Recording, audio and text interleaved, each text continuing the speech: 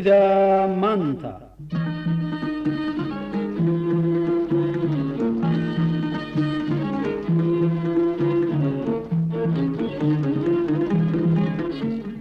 Gaafow geladii ceel qodan iyo gawyihii xamar in loo guuro mooye nama gaararyaaliin.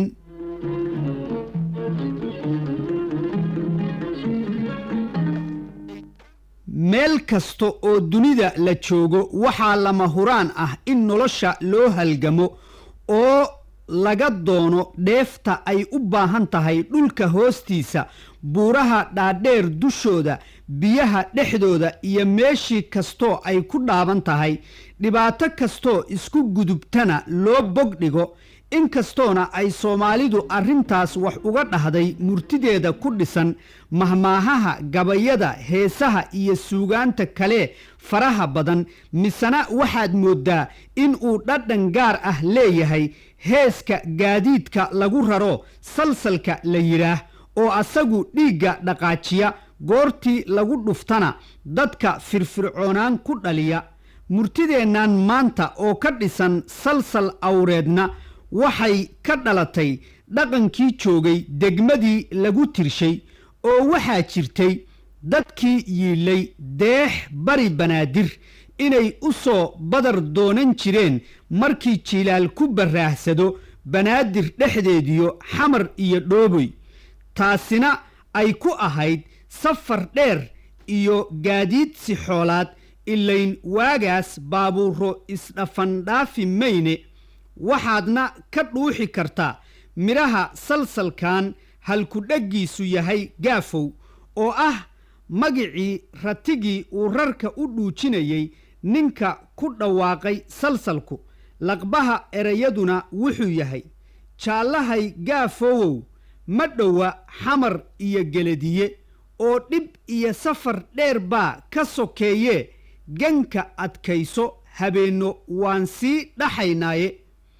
geladina waa magac loo yiqiin degmada Afgooye. erayga gaaf la leeyahayna xagga awrta waxaa lagu tilmaamaa kan dhegaha madow, jidirtana waa tawaade iyo garbaha gas madow ku leh, baarkana bay ku leh, lixaad buuna yeeshaa aalaaba, waana geed adayg madaalaaho rarka ku daaqa. ulajeedada murtida heeskuna waxay ku dhan tahay inaan dhayal iyo dhacdiid ama hawlka dhuumasho faraha loogu dhigi karin barwaaqo kaa dheere wixii dhibaato kaa xiga dhiiri loogu bogdhigaaleeyo.